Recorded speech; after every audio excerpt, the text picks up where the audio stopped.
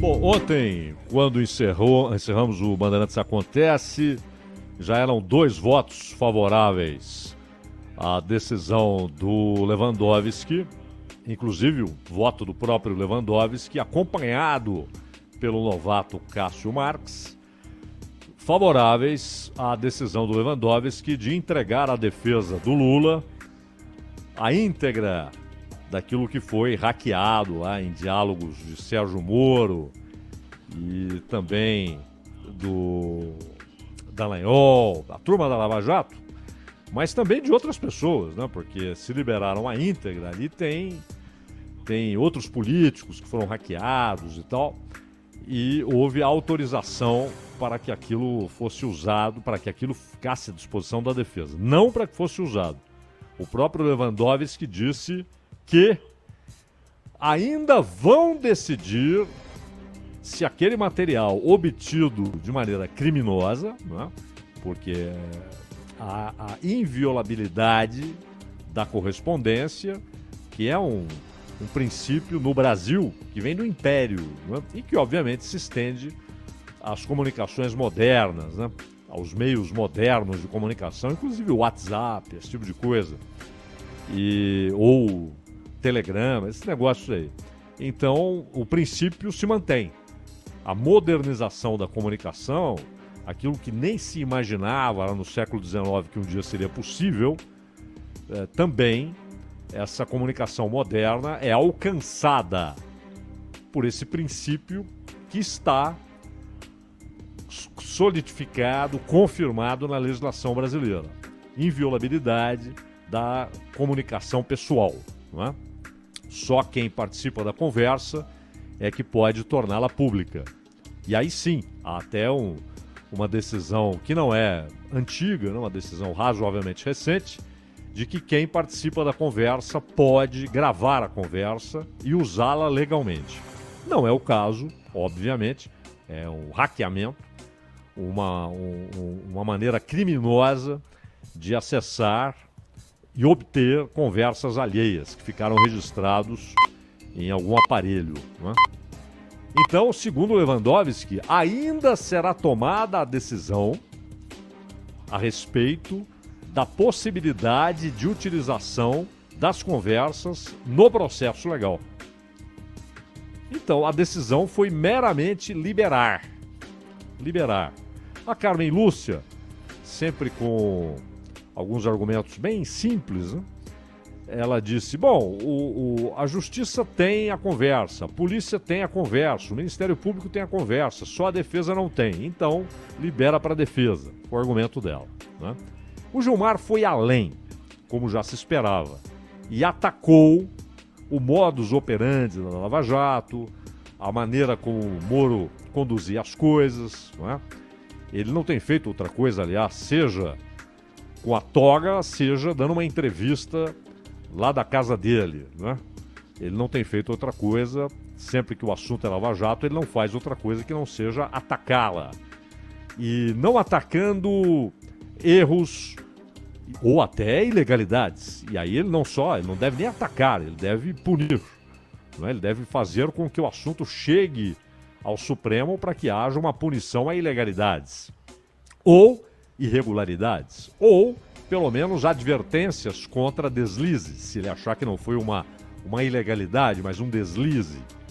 Mas ele tem atacado o cerne da operação, ele tem atacado o que foi a operação, né? Então, só o Fachin votou contra. E a gente já vai falar mais a respeito, mas foi um 4-1, Lewandowski, Cássio Marques, Gilmar e Carmen, e só o Fachin foi o terceiro a votar. Quando encerramos aqui, quando o Ronald deu boa tarde no Bandeirantes Acontece, o Fachin estava explanando as bases do seu voto, porque ele estava votando daquela maneira. E o Fachin foi entrevistado pela Folha de São Paulo e tratou de outros assuntos, mas principalmente da Lava Jato e da corrupção no Brasil. Fachin, que é o relator da Lava Jato no Supremo. Aliás, lembrando que a defesa dos procuradores chegou a questionar o fato de ter sido Lewandowski o responsável por aquela decisão monocrática que ontem foi confirmada por 4-1 na segunda turma do Supremo Tribunal Federal.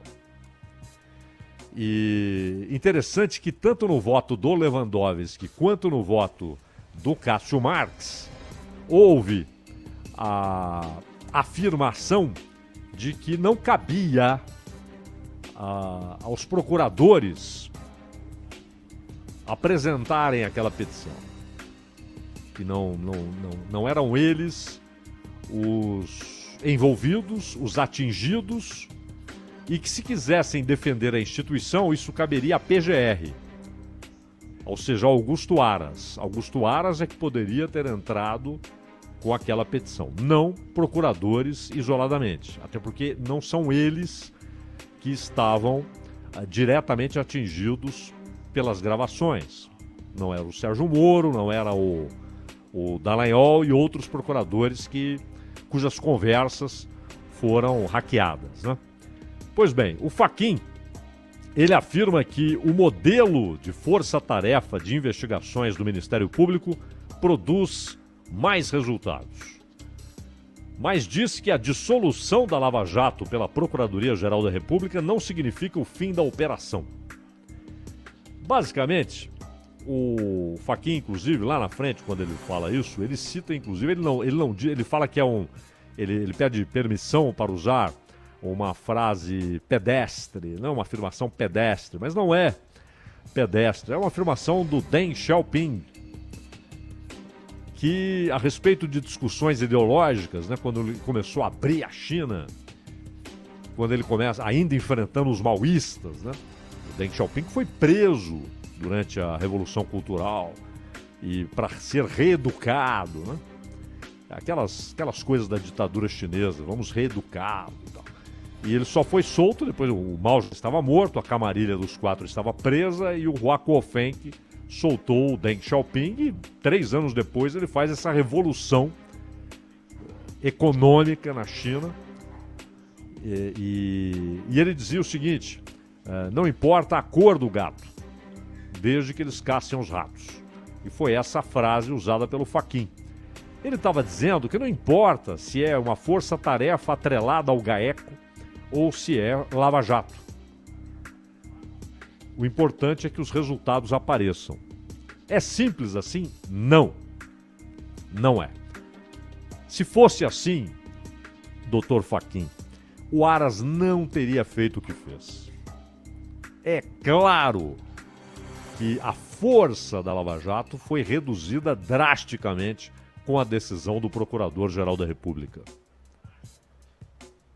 Se eu, na minha ignorância, sei disso, é óbvio que o senhor também sabe, né? Que ela foi enfraquecida sim. Mas entendo a sua ideia de não passar o recibo, porque o Fachin ele e Barroso, né, são os principais defensores da Lava Jato dentro do Supremo. Ele é, de fato, um defensor da Lava Jato. E não quer passar o recibo. Tanto que ele disse, a corrupção continua, a Lava Jato chegou às altas esferas do poder, então a Lava Jato continua, ela precisa continuar. Mas ele mesmo faz a ressalva nesta entrevista à Folha de que não basta o conceito ali de que a Lava Jato continua se ela não tiver recursos. Ele mesmo diz, força-tarefa, o que é? Ministério Público, Judiciário, Polícia Federal, com recursos e com autoridade dada pelo Estado, não é o governo, né? É uma coisa meio subjetiva, quase abstrata, né? Essa ideia de autoridade dada pelo Estado, mas sim, uma autoridade conferida pela Constituição para a formação de uma força-tarefa. E ela, claro, tem de seguir estritamente dentro da lei. Isso é uma obviedade. Mas ela não tem de se reportar ao Aras, ao André Mendonça, ao Bolsonaro, nem ao Fachin, a não ser quando há a exigência de uma autorização do Supremo Tribunal Federal ou quando a investigação... Isso aconteceu várias vezes, hein? Várias vezes a investigação de alguém que não tinha foro privilegiado, de repente ela conduziu os investigadores a alguém com foro privilegiado. E aí, o que diz a lei? Manda para cima. Manda ou para o STJ, se for um governador, ou um secretário de Estado, ou manda para o Supremo, se for um deputado, um senador, um ministro de Estado, o presidente da República. E várias vezes a Lava Jato se deparou com figuras com foro privilegiado.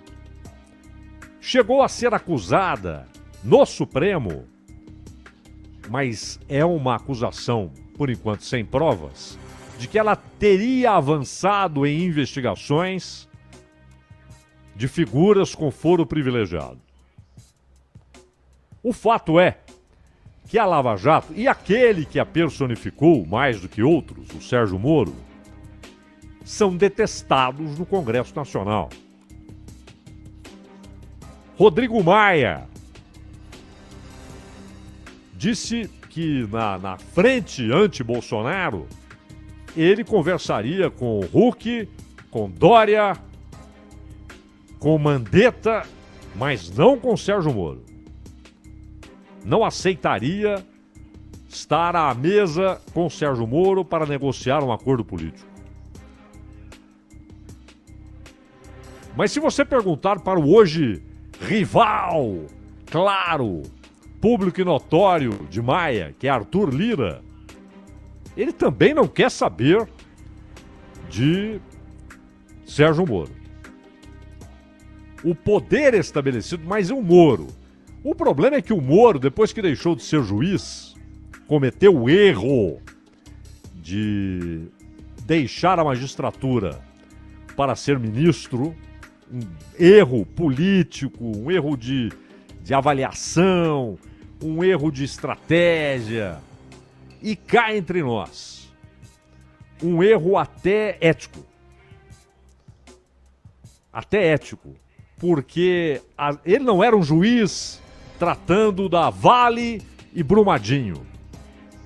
Ele estava tratando de questões de crimes de corrupção que levaram à investigação, à denúncia, a prisões preventivas de políticos, de gente do alto escalão da política. Investigações que, inclusive, resvalaram até no próprio judiciário.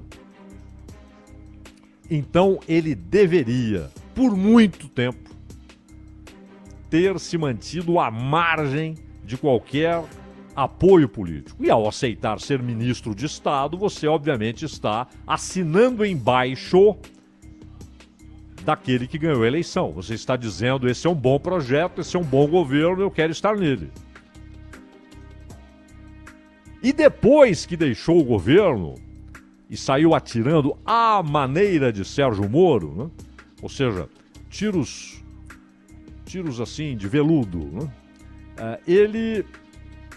Mas atirou, tanto que isso levou até uma abertura de um inquérito, né, a respeito de uma possível interferência indevida do presidente da República, porque ele pode mudar diretor da Polícia Federal, é óbvio. O próprio Lula mudou 2 vezes e tem tal bronca do Moro que saiu em defesa desta prerrogativa do Bolsonaro, né, de indicar diretor de Polícia Federal, etc. Mas o fato é que o Moro, quando deixou o governo, ele entrou naquela bolha das platitudes e dos políticos pasteurizados, né? Então você hoje ouve ou lê o Moro, e você ouve ou lê o Mandetta, e você ouve ou lê o Rodrigo Maia, e são posições muito parecidas, discursos muito parecidos, não é? Ele caiu na vala comum de discursos pasteurizados,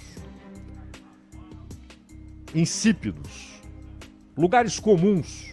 Aquele negócio de você escreve uma coisa que você sabe que determinado público vai bater palmas e determinados veículos de comunicação gostarão muito, não é? Inclusive as menções que ele faz ao Dória, ao Huck, né? Como figuras que, pelo menos por enquanto, podem merecer apoio e tal. Caiu numa vala comum. Mas é preciso dissociar isto que o Moro tem feito, o que ele virou no cenário político, do seu trabalho como juiz. Não é? A resposta do Fachin a essa história toda... Aliás, a gente falou de Arthur Lira. Na entrevista, o Fachin, ele fez questão de dizer o seguinte: investigado torna-se réu no momento em que a justiça aceita a denúncia do Ministério Público. Ou seja, o que o Fachin está dizendo é que Arthur Lira é réu e não pode assumir a presidência da República, já que ele está na linha de sucessão. Aquela coisa que já devia ter mudado, né? Na época que o sujeito viajava de navio, então o vice assumia a presidência, porque o presidente não tinha nenhuma comunicação com o país, né? Quando muito ali um telégrafo, coisa que o valha, né? Hoje não. Hoje o cara tá na China, tá na Rússia, tá no Canadá, o presidente da República, ele se comunica com os ministros, ele conversa do jeito que ele quiser, com imagem, sem imagem, por WhatsApp, né? Do jeito que ele quiser. Por e-mail, se ele quiser uma coisa mais formal. Ele conversa do jeito que não há necessidade do vice assumir. E aí temos aquela coisa cômica, né? Quando é época de eleição, que o sujeito não pode assumir o cargo, senão ele não pode ser candidato, todo mundo viaja. Aí o presidente viaja, o vice viaja, e aí o presidente da Câmara arruma uma visita para o Paraguai. Eu vou visitar meus colegas do Paraguai. E o presidente do Senado fala: eu preciso ir urgentemente ao Chile. E aí geralmente assume o presidente do Supremo, né? Que não vai concorrer a nada. Só que o Fachin está dizendo é que o Arthur Lira não pode assumir a presidência porque ele é réu. O que, convenhamos, não fez a menor cócega na disputa lá na Câmara, né? Isso aí foi réu? Pô, né? Olha ao redor, meu amigo.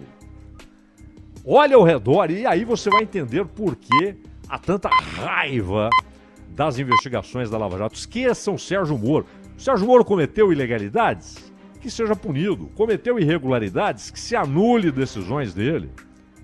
Mas isso não pode ser confundido com o que produziu aquela investigação. Um mar de corrupção. E o que o Fachin está dizendo é que já em 2018 estavam claríssimos os sinais de que a corrupção voltou para valer. Houve um momento ali de susto. Opa, estão prendendo. Isso aqui parece que é sério. Mas nunca aconteceu no Brasil, não, mas agora parece que é sério. Quando perceberam que a reação estava tendo sucesso, que o establishment estava saindo das cordas e reagindo pesadamente, e que as novas denúncias eram rapidamente pisadas pelo Supremo. Aliás, vimos ministro do Supremo se reunindo com denunciado, não ainda réu, com denunciado para aconselhá-lo juridicamente. Aliás, parênteses aqui, Ronald e Sônia.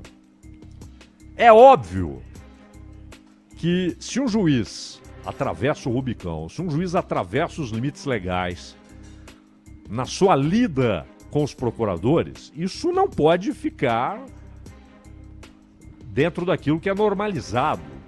Isso tem de ser punido, é claro. Mas qual a diferença para um juiz do Supremo que se reúne com um denunciado para aconselhá-lo juridicamente? Do ponto de vista moral, é mais grave, né? Por ser alguém do Supremo.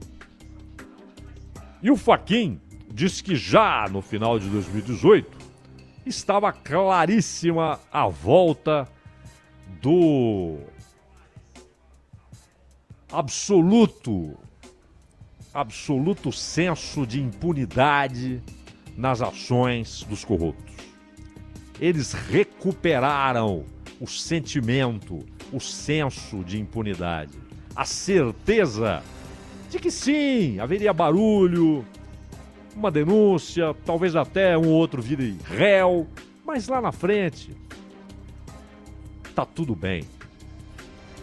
Joe Pass, um dos maiores guitarristas do mundo, que Ronald Gimenez conhece demais, um jazzista de primeira, um sujeito que era louco pela música brasileira. Não sei se o Joe Pass já faleceu, mas alucinado pela música brasileira, um guitarrista formidável. Quando ele fez um disco com música brasileira, ele colocou um título sui generis, só que ele colocou no sentido positivo, né, não pejorativo. O disco chamava-se Tudo Bem, porque é uma expressão nacional, né? Tá tudo bem, tá tudo bem. Mas quando o judiciário diz tá tudo bem e não está, eu estava vendo há pouco o José Roberto Arruda, lembram-se? Opa, governador do Distrito Federal. Esse tem história, hein, Zaidan? Tem história. O mensalão do DEM, não é? Esse eu trabalhava lá. O mensalão lá. do DEM. Você estava lá, Sônia, você tava viu. Lá. E ele chegou a ser preso e tal. Sim. O que aconteceu no final das contas? Nada. Sem contar o episódio vergonhoso, né, da fraude no painel do Senado, né, Zaidan? Exato. Né, que ele era capacho de Antônio Carlos Magalhães, né? Exato. E o que aconteceu? Né? O que aconteceu? O mensalão, eu lembro aqui, quer dizer, o cara que pegou cana dura foi o operador daquele troço, o Marcos Valério. Não é? O sujeito que viabilizava a operação com a agência de publicidade e tal, um negócio que ele começou a desenvolver ali com o Eduardo Azeredo, né? No mensalão do PSDB mineiro. E depois aquilo ganhou corpo, ele ganhou conhecimento das técnicas, dos caminhos e tal, e foi instrumento fundamental ali no mensalão nacional, na compra de deputados, né? Ele pegou cana dura. Aliás, impressionante como ele não consegue fazer um acordo, né? O cara diz, eu quero contar. Não, mas não queremos ouvir. E quem mais? O fato é que o Fachin, aliás, o Fachin, ele usa uma expressão sobre o lavajatismo, né? E aqui é uma escorregada do Fachin. Ele, na verdade, ele está citando Lenin, quando ele disse que o lavajatismo é a doença infantil que surgiu da Lava Jato. Há pouco nós vimos que ele citou Deng Xiaoping, citou Lenin, quer dizer, parafraseou o Lenin. Porque o Lenin escreveu esquerdismo, a doença infantil do comunismo. Não é?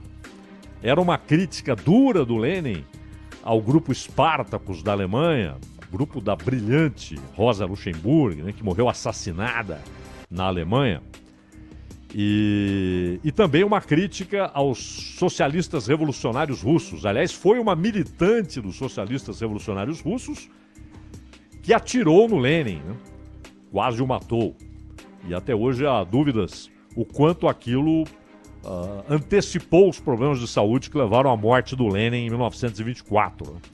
Mas aqui ele está citando o Lenin quando ele fala em doença infantil. Aliás, Lenin ficaria espantado o quanto a doença infantil cresceu, né? Virou uma doença infanto-juvenil e se espalhou pelo Ocidente, principalmente. Se espalhou, né? Se espalhou. Hoje ele ficaria espantado o quanto substituíram Marx por Marcuse, né? Mas a frase usada pelo Fachin é para dizer que é o lavajatismo, a doença infantil que surgiu da Lava Jato e que só vê defeitos nas apurações e só enxerga qualidades na atuação da operação. Lavajatismo, na verdade, é um termo pejorativo que foi inventado por aqueles que combatem o combate à corrupção para exatamente colar uma expressão pejorativa na operação. Então, o combate à corrupção não é Sérgio Moro, não é Dallagnol. Se os caras cometem irregularidades, ilegalidades, a própria lei deve dar os instrumentos para que sejam punidos e suas decisões revistas. Mas que isso, na verdade, é apenas uma desculpa para uma ampla reação do poder estabelecido contra o combate à corrupção.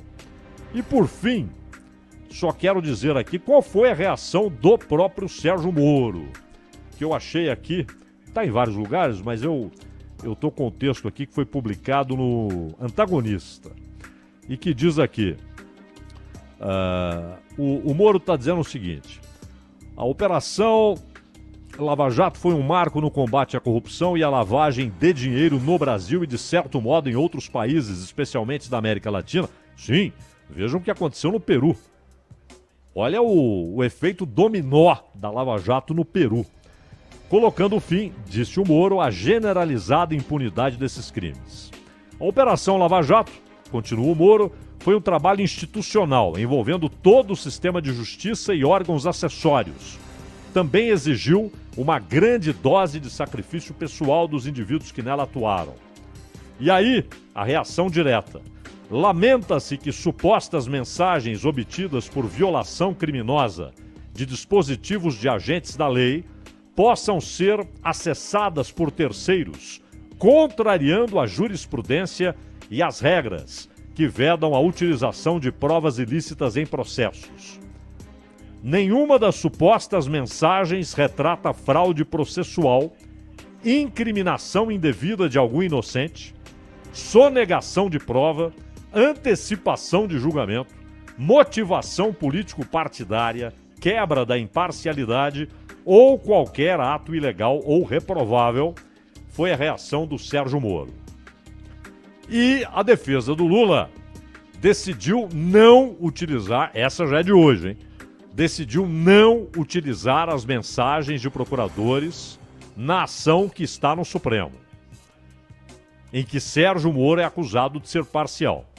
Segundo o Zanin Martins, Cristiano Zanin Martins, o advogado mais conhecido, né, do Lula, ele disse o seguinte: nossa avaliação neste momento é que já existe prova mais do que suficiente nos autos para o reconhecimento da suspeição do ex-juiz Sérgio Moro e que o julgamento iniciado em 2018 deveria ser retomado o mais breve possível, sem a necessidade de novas discussões. Olha que interessante. Isso mostra que o Zanin está certo de que a segunda turma vai decidir pela suspeição do Sérgio Moro. Senão, ele não faria uma jogada tão arriscada. Até porque o Lewandowski disse: não está liberada para uso no processo esse conjunto de mensagens. Está liberada para a defesa conhecer o conjunto de mensagens. Ainda não decidimos se isso pode ser usado, porque foi obtida esse conjunto de mensagens foi obtido de forma fraudulenta, de forma criminosa. Mas o Zanin, até pelo voto do Cássio Marques, eu acho que ele está certo de que a segunda turma decidirá, ainda que por 3-2, pela suspeição do Sérgio Moro. Parece claro que ele acredita nisso e por isso até não apenas diz que não vai, pelo menos é a posição dele hoje, dia 10 de fevereiro de 2021, não vai usar esse material, como cobra pressa na decisão. Ele quer que a segunda turma decida logo. Está claro, Ronald, está claro, Sônia, que Zanin não tem dúvidas que a segunda turma decidirá pela suspeição do Sérgio Moro.